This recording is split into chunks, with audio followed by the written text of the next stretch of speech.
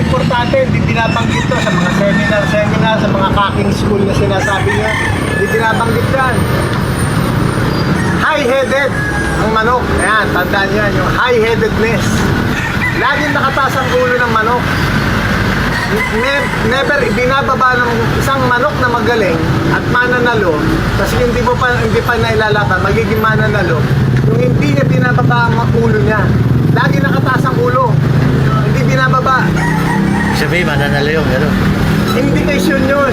Isang pangit tayo sa isang manok yan.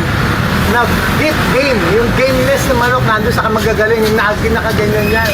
Hindi bumababa yan, naggagaganyan. Hindi niya binababa. Maaari niya ibaba ang ulo niya pagkakakain lang, tutuka lang. Pero lagi nakaganyan yan, kasi sa flying man nakaganyan yan. Importante ang high-headedness.